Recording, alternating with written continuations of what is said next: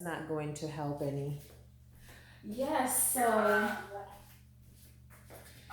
somebody first off, right? yes, that is true. That is true. And someone who would be so happy to have your circumstance, Somebody's so happy to what? to have your situation. If you're complaining about it, someone else will take it off your hands. For sure. I just sent you an email, and it has two application checklists. Okay. Two application checklists. Did you receive that email? Did it pop up? I can check it right now. Okay. Okay.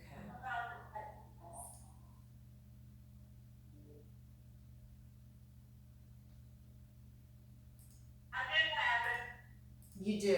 Okay. Now, is this for, I've got Chad and Russell, the maintenance guys here with me, okay? Oh, hi. Hi, gentlemen. So, Good to- yeah, so hopefully we can get everything straight today. I can sign these contracts and get you a check in the mail. Ye- Hold on, I've got to print these two so I can get them in front of me. okay.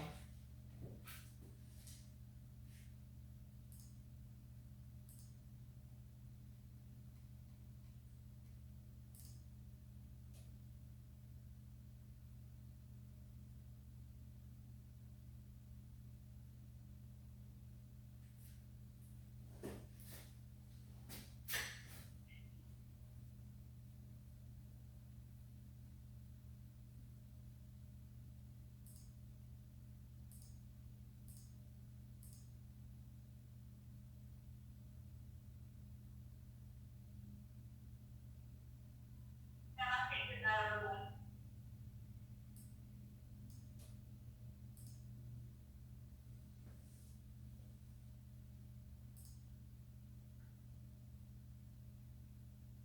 Are these checklists for this, as you referred to it on this sheet right here, the invoice sheet, it's an OCI grant? Yes, it is an OCI grant.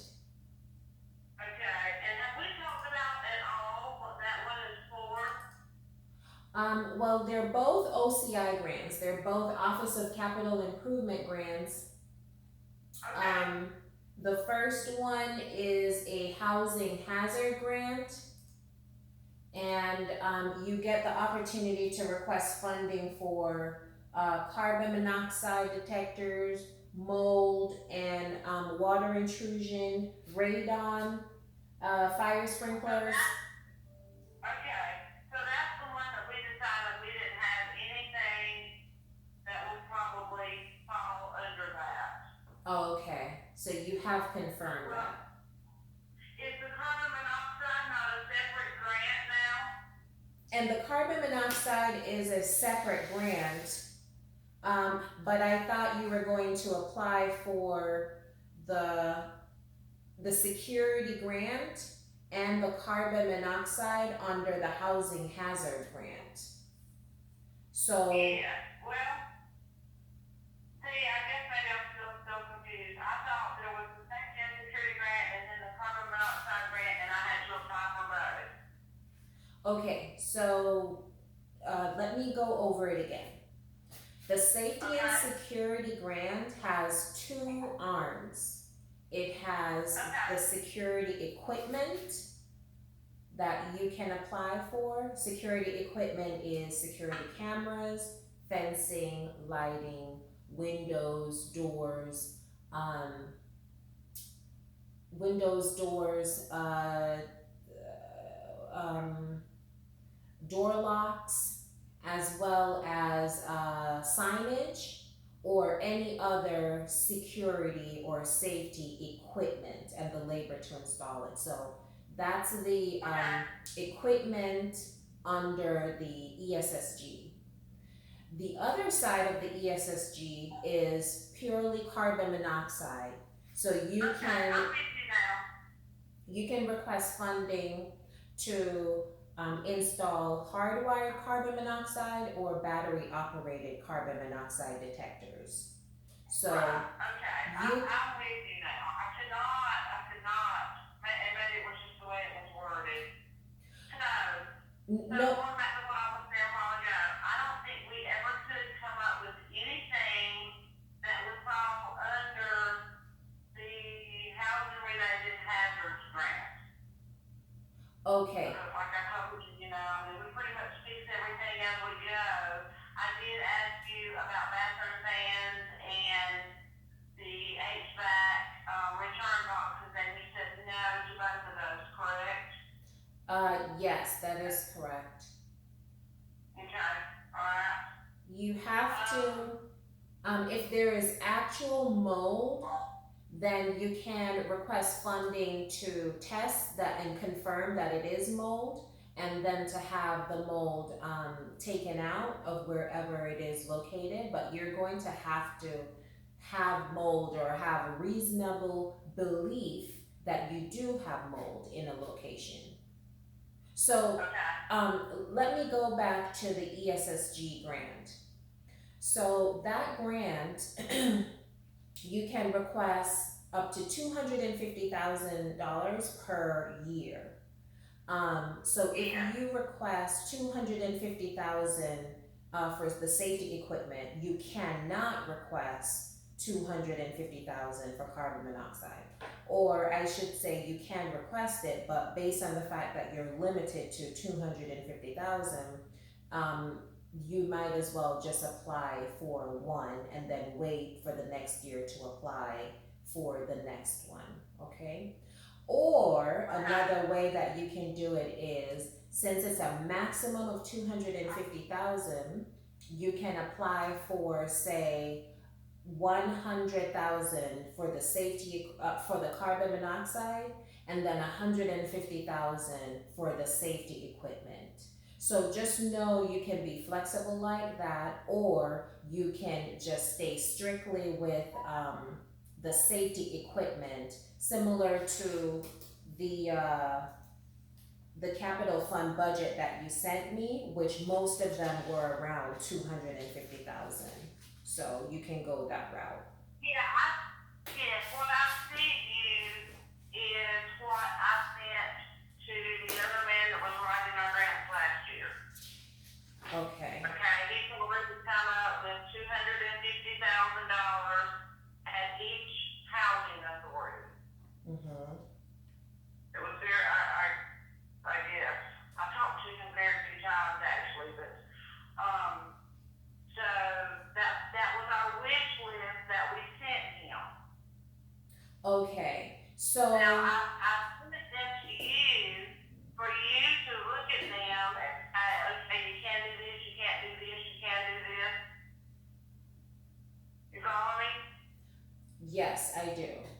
So the very first thing I want to say is, if you're requesting funding for the carbon monoxide, you can only request carbon monoxide detectors, whether it's battery operated carbon monoxide detectors or hardwired carbon monoxide detectors. So no matter what you list in your application or on these forms, if you're going after the carbon monoxide detector grant, if it's not a carbon monoxide detector and the labor to install it, it's not an eligible expense. So that's the first thing. The second thing is, if you're going after the safety grant, if it's not a safety equipment and the labor to install the safety equipment, and they gave us examples as to what safety equipment is, the list is not all inclusive. We can add other safety equipment items, but typically it's security cameras, fencing, lighting, windows, doors, deadbolt locks, signage, or any other type of safety equipment. So, for instance, I see on one of these forms it says, um, hearing impaired upgrade. I don't know what that would, which one of those that would come under. Hearing impaired, Right? okay? That's probably, okay. So with that being said, which would you like to pursue? Are you pursuing the safety equipment grant or are you pursuing the carbon monoxide detector grant? Okay, let me say this real quick. Because we just had a conversation before we got on the line with you about this carbon monoxide detector. If we are not going hardwire, which is what we were saying, is that a tremendous expense for us? Where that's something we want to take on our own and say these items here to hopefully come under the grant. Okay, So you're not going to include the carbon monoxide portion of it? so you're talking about the carbon monoxide portion. Well, maybe it will be a lot, maybe it won't. Most housing authorities, they hire someone to help them. So if you're going the carbon monoxide route, the carbon monoxide detector company, say it's you do hardwired, you can pay for the labor to install it, okay? And you could also pay for a technical advisor, an architect, an engineer to help you with the wiring to make sure you're making the right wiring decisions, the wires are in the proper placement. So the money can be spent on the engineer architect to help you with that, plus to buy the hard equipment for the hardwired carbon monoxide detectors and also the labor to install it, up to 250,000. If you're going the battery operated route, you can buy them online or at the store. Also the batteries for them. Most housing authorities just get their maintenance staff to install them in whatever rooms they want them installed, or some housing authorities may not have the personnel to do that, so they pay for a contractor to come in and just install it in all the locations that they want the detectors installed in. So either way you look at it, you can pay for hire a contractor to come in and help you if you don't want to use your personnel or you don't have the personnel because they're doing other things. Is it something we would do ourselves? Or is it something we want a contractor for? So y'all think we need to leave the carbon monoxide alone? And we'll, Well, it's 250,000, is the carbon monoxide, is that part of the 250? here, that's one leg of it. There's two legs to the safety and security grant. One is equipment and one is for carbon monoxide. That's correct. But, so does that money have to be split evenly between those two legs? Not unless you want it to be so. So okay. No, because how much are we talking? How much are we talking for a carbon monoxide detector? Yeah. How many units total? One thousand?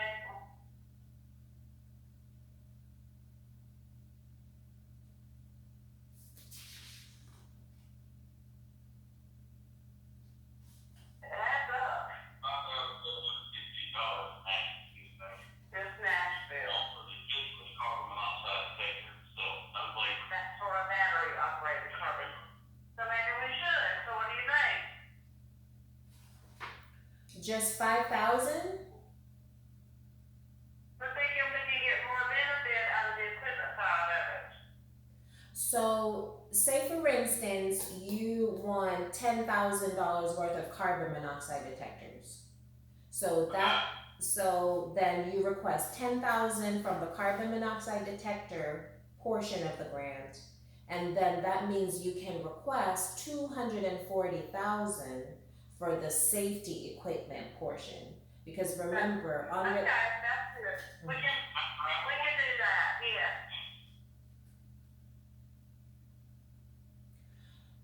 because the limit is 250,000 per year. So what Right. some people do strategically, they go after 250,000 just doing one.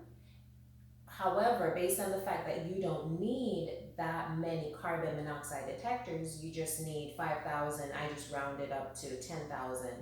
So you just need $10,000 worth of carbon monoxide detectors. That leaves basically the full 250,000. You have 240,000 left to put to the safety equipment.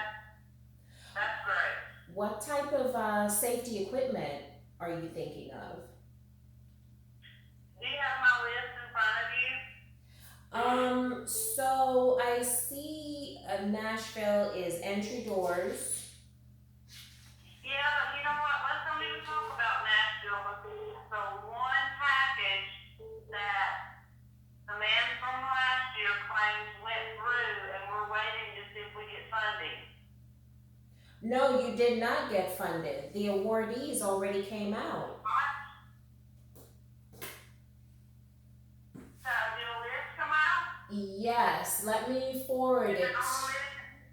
Is that what the list is that you sent us? Give me 1 minute and I will forward it to you so that you can see. I think I have it in front of me. But some of this, some of this was from 2019, Yes. and some was 2020. No, let me send you the list. I think you're looking at my list, not. I think you're looking at a list of my clients that we won from the grant, not the actual grant awardees. So just hold on a second, okay? No, I mean, I believe you. I believe you, and I'm not even surprised about it either, so.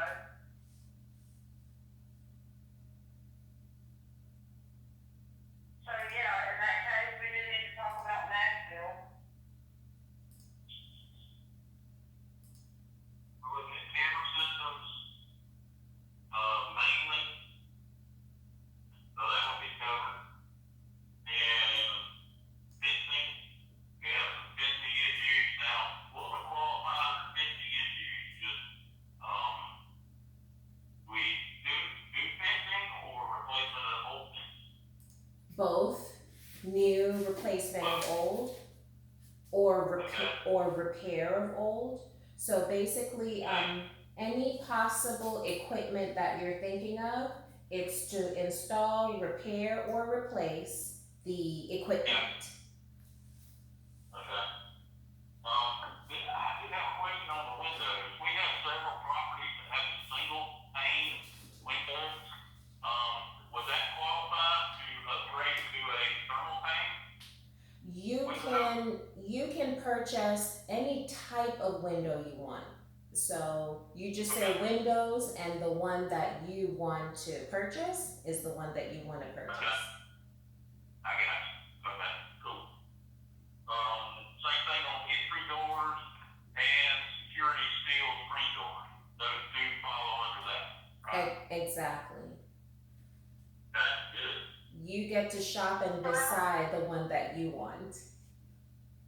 Yes, ma'am. Yeah. So everything on our Nashville list, do we have to come up with these numbers for you, like, you told me to keep it, with all of our estimates, keep it under 250,000, do I need to do that for you? Yes, ma'am, because you cannot request more than the maximum. So one of these I saw here, it was 253. That would have been rejected. I see 252, 251, 251 again, because you cannot request more than the maximum. Okay, so I need to keep it below 250, okay. Yes. So we're gonna have to probably readdress those numbers again, so we'll do that later. Okay, you wanna move on to Adele? Yes. So Adele. Okay.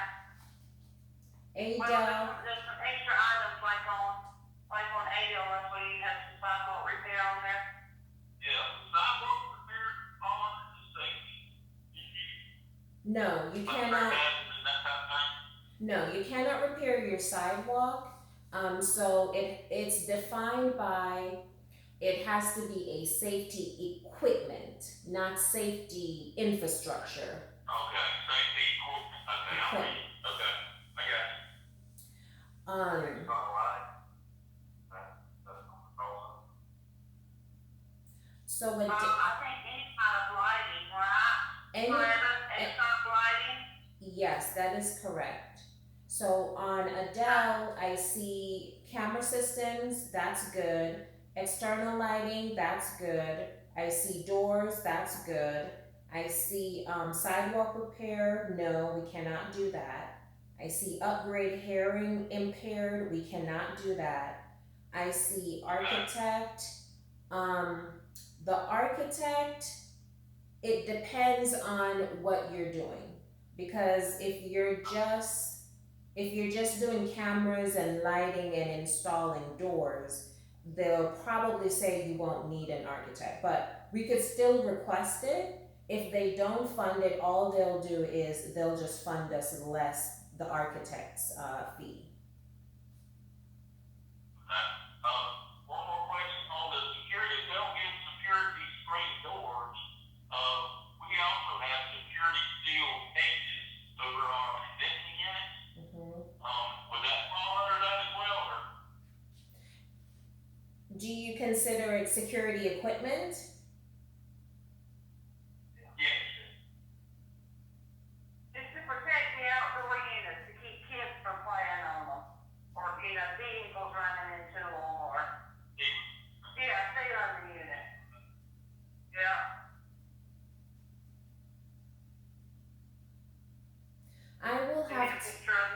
I will have to ask that question if security cages to secure AC units are eligible. Because the definition is that it's safety equipment to deter crime or drug related activity. Now, I don't think that they will say yes for these, but I never want to be the one to say no to myself, so we'll ask the question. Okay, Russell, what about the hearing repair? You good on that one?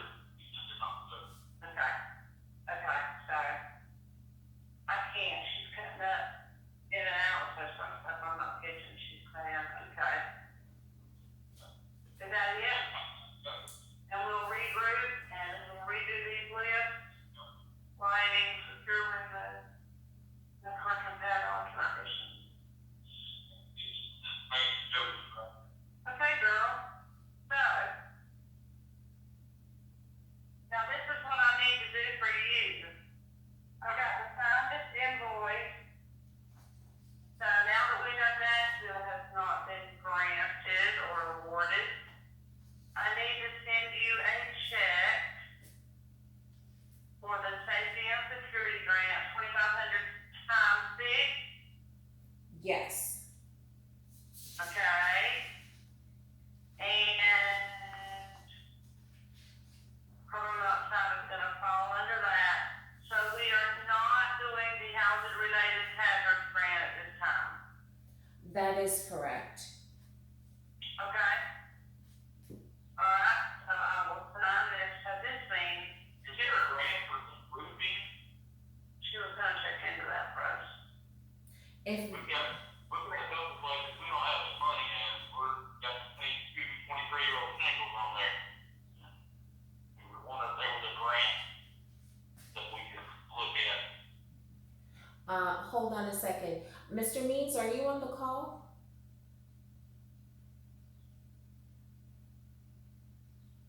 Mr. Means?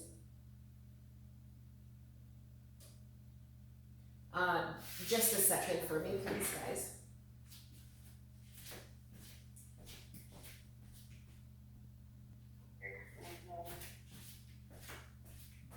That wasn't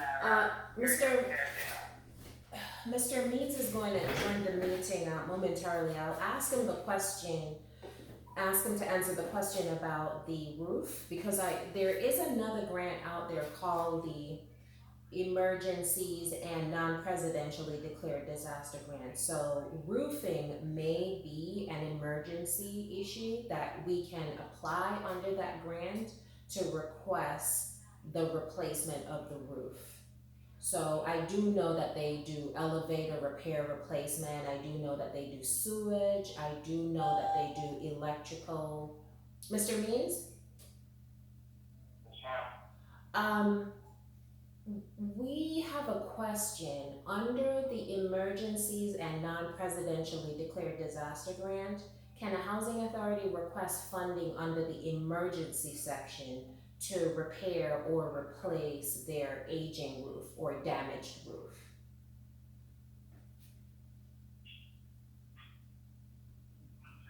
Okay, so with that one, I seem to recall there being an issue with that one. Like water intrusion and weather intrusion is something that we're obviously good, but it's obvious also something to do with if it's like the aging of the roof. Like it won't pay for you to like re-roof just because it's time to re-roof. Like what is it, every 20 years or however long they want you to replace the roof. So if it's Yeah, just it's been 23 years now. yeah, if it's just replacing due to age, then no, that's something they wouldn't have funded. Oh, it has to be damaged by like an occurrence or an event. Correct. Okay. Like a hailstorm or stuff. Okay.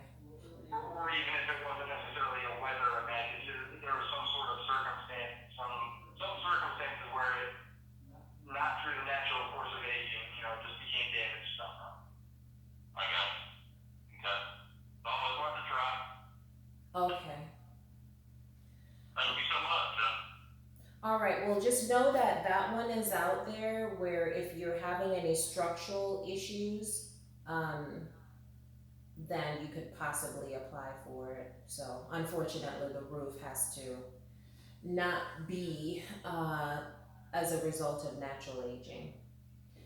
Thank you for that. Okay, so how do you want us to proceed from here? What I think could be a great way to do it is you return these 6 sheets and then you identify, because I see the very first line item is carbon monoxide detectors.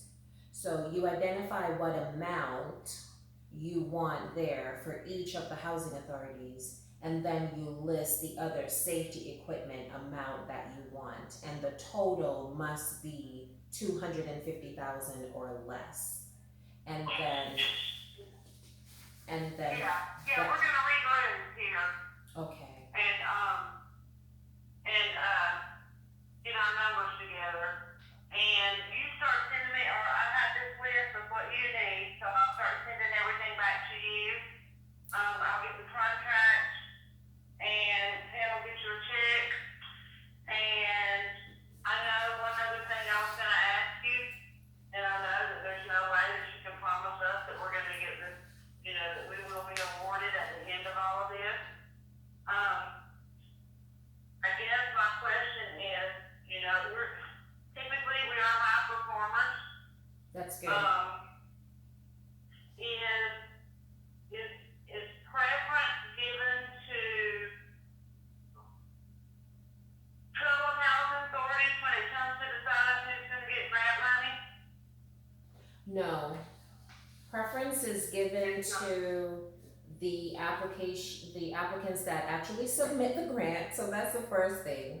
And then they review the contents of your application. So if you completed everything, you submitted all the forms, you did your narrative, you had your crime report included, you had your crime prevention strategy. They have a list of things that you must submit. So as long as your application is complete, then you are eligible for funding. However, if they have more applicants to fund than they have funding, it goes into a lottery and then they draw the winners from the lottery. So based on the fact that you will have 6 applications for each funding arm, that puts you in a very, very, very, very good position to secure some of these funding. Okay, okay. Is there a time frame on these things that we would know? So one of the things that I wanted to do with you today was for us to have our grant writing kickoff meeting. So I wanted to do a brief overview for you of the grant and also what's needed for our grant application package. And then after this, I am calling it our kickoff meeting. After this kickoff meeting, Mr. Means is going to send an email listing the items that we need from you. So I don't necessarily need everything off the list back from you, so I want to go through with you now and identify the things that I want from you. All right. So I'm gonna jump into the overview really, really quickly and then go into what's needed for the application package, and then Mr. Means will send that email, and then you just respond to his email with the items he's requesting from you. Okay. All right, before I get started, are there any other questions for me? I don't think so right now, but you know how that goes. Well, if there are any questions, please feel free to stop me and ask, okay? So that this is more like a conversational style than a lecture type meeting. Okay, so we're doing the ESSG carbon monoxide and also safety equipment grants. So the purpose of the ESSG equipment is for you to buy safety equipment to deter crime and drug-related activity that is at or around your public housing development. So eligible applicants are housing authorities with non-RAD units. Available funds will be $10 million. You can request up to $250,000 either for carbon monoxide or for safety equipment or for both, which we're doing, because you're doing 5,000 for carbon monoxide, 245,000 for the safety equipment, or some variation thereof. The grant, you have 1 year to obligate the grant and 2 years to spend everything after grant award. Those are your time frames. You can come in under those time frames. So you don't have to use the full year to obligate and the full 2 years to extend. You can do it as quickly as you want to. The grant due date is June the 2nd at 5 p.m. Eastern time. So that is our hard deadline to submit your grant applications. Ineligible applicants are applicants that has won the grant before for a particular development, which means if you have a development that was awarded the grant before, you cannot get the grant again for that same development. You can get it for another development that you own and operate, but not the same development. So a lot of housing authorities, they will, because they have a lot of developments, they will go in each year with just one development and win it over and over and over again to do what they want to do. Also, you're a high performer, so this is really good. They do say that they don't want you to have any civil rights violations or program or management findings that is not in compliance with your local field office. So what that means is you can have findings, but as long as you are on track with your corrective action plan that your field office has outlined for you, you're okay. You stated you're a high performer, so you should be, there should be no program or management findings.